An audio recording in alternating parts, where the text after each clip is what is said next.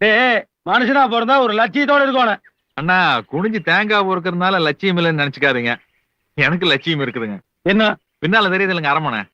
அதுல வேலை செய்யறவன பாக்க சொல்லு வேண்டாம் சேர்த்து விடுறேன். இல்லைங்க, அந்த அரமனை ஒரு நாள் எனக்கு சொந்தமாக்கிக்கோணுங்க. ஏய் ஆட பைத்தியக்காரா, சாகருக்குள்ள ஒரு இடம் உள்ள போய் பார்த்துட்டு வரேன்னு சொல்லி அது ஒரு நியாயம் இருக்கு. சொந்தமாகறானாமா டே இதெல்லாம் முடிய மாட்டேன் உன்னால. முடியும்னு நினைச்சங்காட்டி தானுங்க தாமஸ் ஆல்வா எடிசன் கரண்ட் கண்டுபிடிச்சாரு, கொலம்பஸ் அமெரிக்காவை கண்டுபிடிச்சாரு, வாஸ்கோட காமாவும் இந்தியாவுக்கு வந்தாருங்க. அட முடியாதுன்னு நினைச்சிருந்தா மனசு குரங்காவே இருந்திருப்பானுங்க. இப்பங்கண்ணா முடியும்னு நினைச்சங்காட்டி தானுங்க வெள்ளைக்காரன் நிலால போய் காலை வச்சுட்டானுங்க. முடியாதுன்னு நினைச்சனால்தான் நாம நிலா சோறு விட்டுக்கிட்டே இருக்கிறோங்க.